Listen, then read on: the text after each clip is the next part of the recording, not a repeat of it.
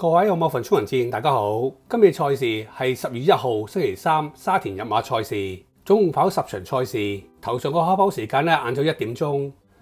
當然咧，全日嘅焦點賽事應該係第7場，總獎金達到420萬嘅三賽國慶杯。另外咧，馬會為咗慶祝咧國慶76週年啊，喺星期三嘅賽馬日免費開放啊，俾所有市民啊進入咧沙田同埋咧跑馬地嘅馬場公眾席。馬會咧力求搞到咧兩個馬場咧熱熱鬧鬧啊！大家如果有時間嘅，又去行下啦。OK， 講翻今次賽事跑道。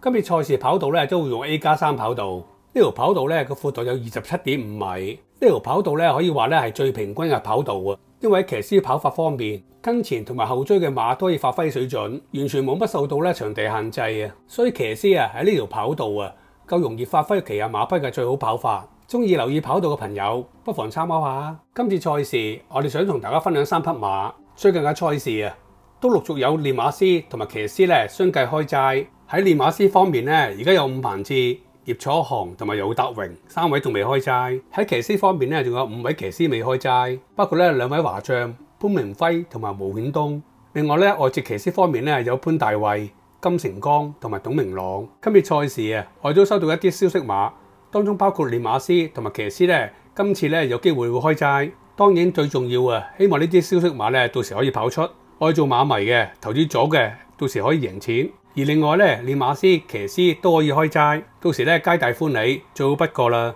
OK， 今次賽事第一匹消息馬想同大家分享嘅係第一場4號馬威威父子。威威父子咧呢一匹來自紐西蘭嘅自購馬，今年6歲，隸屬荷賢馬房。威威父子喺香港出賽咧已經踏入第3季，佢先後攞到咧1冠2亞2季成績。威威父子當年嚟香港之後，被編入第3班，當時嘅馬匹評分咧係70分。可能咧由於當時嘅馬匹評分偏高，所以威威父子喺第1季賽事啊完全冇任何嘅表現啊，令到佢馬匹評分啊開始銳減，由季初嘅70分減到季尾嘅50分。踏入咗第2季賽事之後，頭幾場賽事啊，佢嘅馬匹評分啊仍然調整。直至減到咧37分之後，可以咧首次降落5班出賽。自從咧降落咗5班賽事之後，威威父子啊就開始咧可以跑得接近，並且咧喺一場跑馬地1650米賽事，配騎師潘明輝呢場賽事啊，同時首次咧戴上開篷眼罩出賽。喺呢場賽事啊，威威父子啊喺入直路彎之前，仍然咧處於咧馬群咧最後一隻，但入到直路之後，威威父子喺直路咧就逢馬過馬，後勁非常犀利啊！最終咧直奔終點，贏出咧嚟香港第1場頭馬，並且同時做出咧全場超快嘅末段時間啊，夜3秒6。其實咧呢個時間啊，比起去到第2班嘅末段時間啊，仲要快半線啊！可想而知啊，嗰場嘅威威父子嘅後勁啊有幾強啊！其實咧威威父子嘅後勁，冇應該咧唔會太過出奇啊，因為咧威威父子未嚟香港之前，係所贏2場頭馬都係鬥後勁所攞到。但當然啦，冇最估唔到嘅係今場賽事啊。威威父子嘅後勁可以做出咧高幾班嘅末段時間。威威父子啊，自從戴咗個開篷眼罩之後，到現在為止啊，佢一共跑咗6場賽事，佢嘅表現啊可以用脫胎換骨4個字嚟形容。呢6場賽事啊，佢一共攞到咧1冠2亞2季同埋一個第4嘅成績。6場賽事啊，全部都喺前4位置翻嚟啊。威威父子啊喺今年年初啊第1場賽事啊，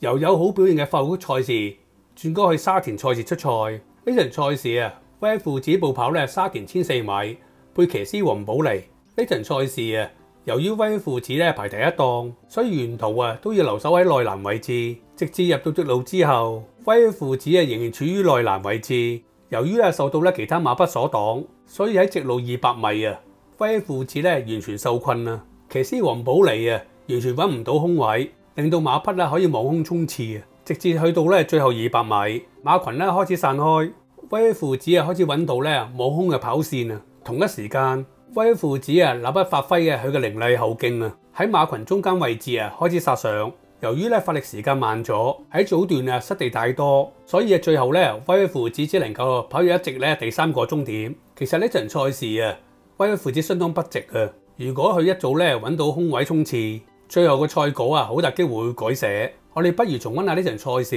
睇下威威父子啊沿途嘅走位。同埋咧喺直路嘅遭遇，最後咧睇埋佢個爆炸力有幾強。上交都係擺咗喺前面放噶啦，跟住第2位線路萬里嚟嘅，內欄第3呢就係添喜運啦，第4位外邊不假外求啊，中間粉紅衫第5位係貝貝龍啊，內欄仲有威威父子紅衫嘅，外邊呢就常常感恩紫色眼罩啦，馬林中間紅眼罩歐洲傳奇啊，等入邊美神來啊，後啲嘅馬匹啦先見到午夜快車大約尾二入直路喎，大外檔嗰邊又有型勇者同埋開心老友嗰啲馬，好啦，最後直路啦，線路萬里響中檔搖下搖下出咗嚟先噶啦，咁啊見到後邊嘅馬中檔位置不假外求啊，入邊就添喜問冇乜位喎，上較都仲有2腳啊，追上嚟嘅馬仲有隻美神來啊，大外檔有型勇者最出仲有隻夢幻進區啊，最後100零米線路萬里佔先啊，美神來上嚟嘅勢相當勁啊，美神來終點前將線路萬里趕過，威威父子第3。呢場賽事之後，頭幾日咧幕後俾足時間咧威威父子休息，跟住就立刻咧回復正常操練啊。今日賽事啊，威威父子繼續步跑咧沙田1004米。由於幕後希望今日賽事啊，威威父子喺名次方面咧唔想有任何嘅阻滯啊，所以喺騎師方面啊，改配由騎師潘頓執韁。雖然今次威威父子轉咗騎師啊，佢嘅賠率一定熱，但係咧練馬師賀賢啊，由於上年成績只係一般，所以希望啊佢今季嘅頭馬可以有明顯嘅突破。所以今次賽事咧，練馬師賀賢啊對威威父子咧都抱住好大嘅期望，希望到時啊可以加添多一場頭馬。OK， 嚟到第2匹想同大家分享嘅消息馬，我哋第2匹想同大家分享嘅消息馬係第2場8號馬好精神。好精神咧呢一匹來自澳洲嘅 PPG， 今年5歲啊，隸屬葉楚航馬房。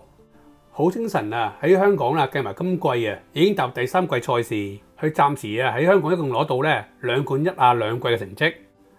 如果計咧3甲嘅上名率啊，都接近有30%。如果咧計葉楚航馬房啊，呢匹馬嘅表現咧可以話相當唔錯啊！好精神啊！上一場賽事啊，步跑快活谷1002米，配騎師潘明輝啊，呢場賽事啊，最終好精神只能夠跑到第8個終點。但係睇翻呢場賽事啊，好精神喺直路嘅際遇啊，一啲都唔好。由直路彎開始，佢一直俾騎師啊巴道策騎嘅自動自覺啊喺直路全程壓住啊。期間咧並且發生咧一段小插曲，就喺最後100米啊，好精神當時受到咧巴道所策騎嘅自動自覺緊逼競跑啊嘅時候，意外俾騎師巴道嘅馬鞭啊擊中好精神嘅鼻哥啊。賽後咧立即接受咧獸醫檢查，好彩咧並冇發現咧任何嘅明顯異常之處啊。呢場賽事啊，眼見到咧好精神喺直路咧處於不利位置，受到羅富全馬房嘅自動自覺啊全程壓迫，但係好精神啊最終只係輸俾頭馬達維斯馬房嘅天內迎天啊，4又1/4馬位。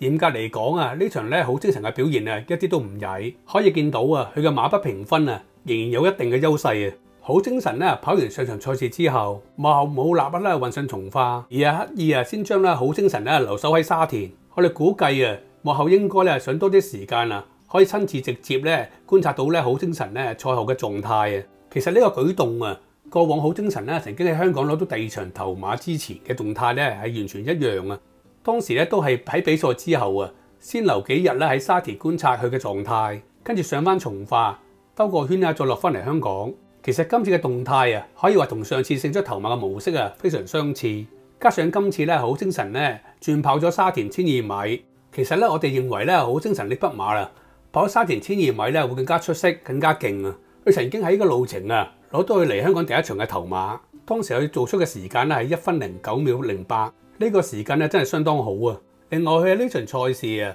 可以贏到一啲咧有質素嘅馬匹，包括大衛希斯馬房嘅天內迎天、